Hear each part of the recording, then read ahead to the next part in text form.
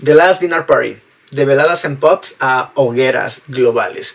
Cuando escuchamos la historia de The Last Dinner Party resulta difícil no compararlas con un cuento gótico moderno. 5 mujeres y personas no binarias en sus 20s emergiendo entre aulas universitarias, algunas de ellas en altas escuelas de música, con un deseo casi visceral de devolver a los conciertos su sentido de ritual, de catarsis y de comunidad. Antes de cualquier pista discográfica ya estaban tocando en pubs y pequeños locales de Londres, acumulando esa reputación de peligro, de algo grande por venir, con presentaciones en vivo, sudorosas, inmediatas y sin filtros. Este contexto inicial es clave en el ascenso, pues este no vino primero como por un streaming de TikTok o algo viral, vino de cuerpos en una sala oscura, de gritar, de bailar, haciéndose una a la otra entre la comunidad.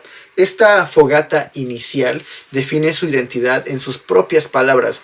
El nombre de la banda nació de una noche de vino en Brixton, de un manifiesto, de un escrito entre risas y sangre, metafóricamente, hablando de decadencia, de maximalismo y de exceso, lo que terminaría siendo un manifiesto artístico.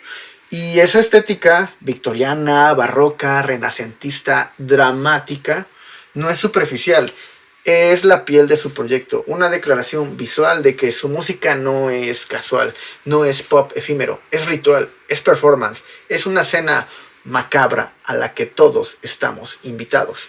Nothing Matters, el estallido y el dilema moral. El 19 de abril de 2023, TLDP o The Last Dinner Party lanzó su primer sencillo, Nothing Matters, producido por James Ford. El corte resalta a las listas de radio alternativa y en Estados Unidos termina rompiendo e incluso en su natal Reino Unido. Lo que en sus inicios fue solo como un piano y voz, una balada íntima escrita por la vocalista Abigail Morris en la habitación de un novio, se transformó en estudio, en una oda barroca al exceso, con guitarras dramáticas y metales, texturas vocales, capas orquestales, caminos sonoros que remiten a un cine sonoro de altos contrastes. El resultado es un himno que sabe de fugacidad, de todo y nada, a escapismo.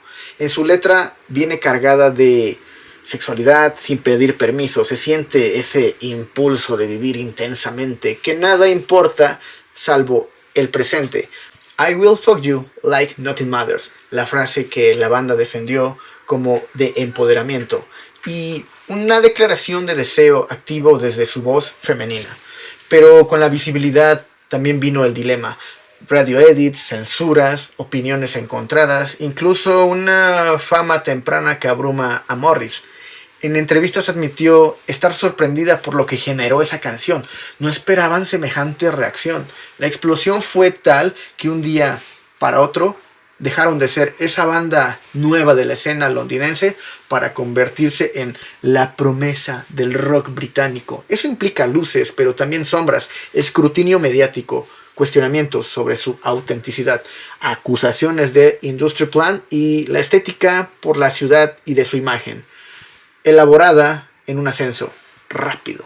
Ese bombazo, esto obliga a TLDP o The Last Dinner Party a definirse. ¿Somos una puesta en escena o una propuesta real?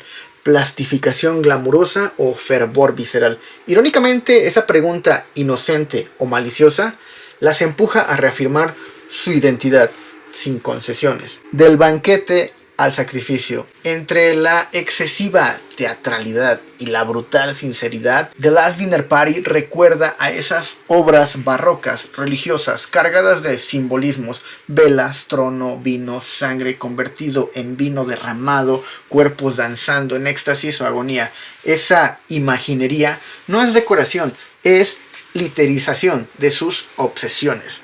El deseo, el sacrificio, la redención, como si sus conciertos fueran misas paganas, sus canciones plegarias oscuras.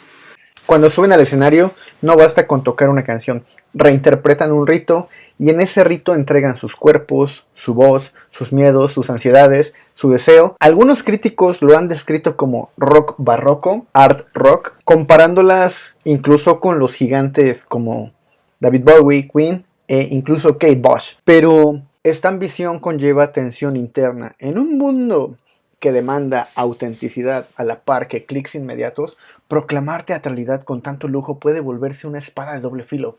Las acusaciones prefabricadas resonaban con fuerza. La banda reaccionó con una mezcla de humor, desafío y autoafirmación. Nos vestimos, autofotografiamos, autopagamos todo.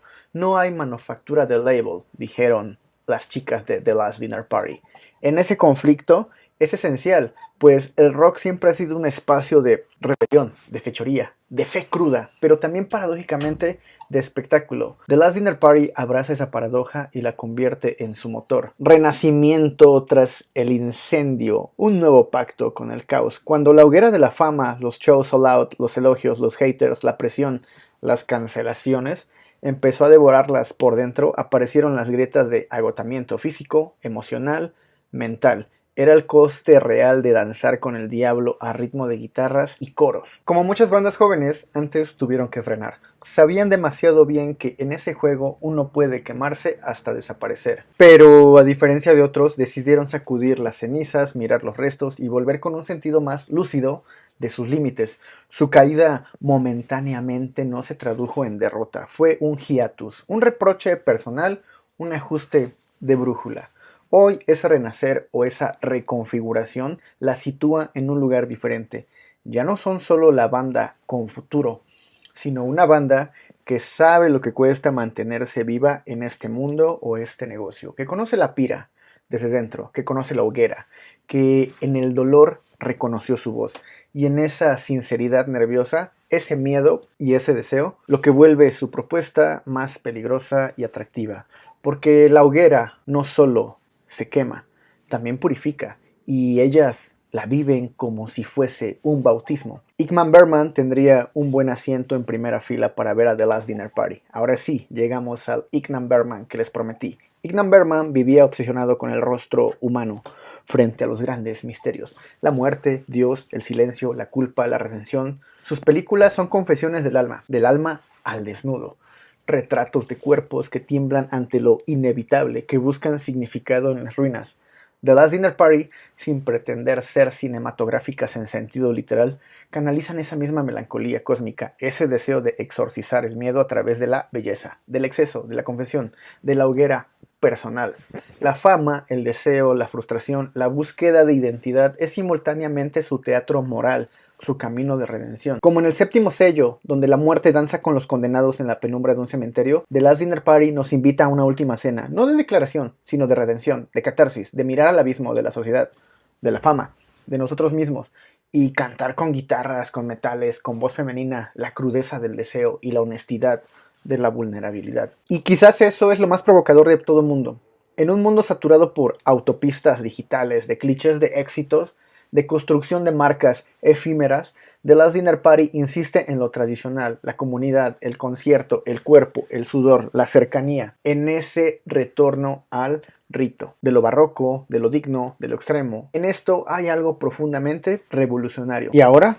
¿Qué viene tras la hoguera? No lo sabemos con certeza, y quizás ahí está la gracia, porque el mito, en su naturaleza más sincera, no vive de certezas, vive de preguntas, de dudas, de feromonas, de incertidumbre. The Last Dinner Party, con su ambición barroca, su teatralidad consciente, su urgencia emocional, su hoguera personal, su renacimiento, se postulan como parte de una nueva generación de bandas que no busca sobrevivir al algoritmo, buscan sobrevivir al caos existencial, y eso en 2025 es en sí mismo un acto de rebeldía. Quizás su próximo álbum que compongan, tras digerir esta hoguera, esta llama, tras el ruido, las críticas y la fatiga, será más oscuro, más íntimo, más humano, pero incluso si pierden parte del dramatismo operístico, lo que quede será verdad. Y si es eso, suena pretencioso. Bueno, que alguien levante la copa, que alguien encienda la vela, que alguien se siente a la mesa junto a Ingmar Bergman, y después de todo, la hoguera, real o simbólica, siempre empieza con un solo fósforo.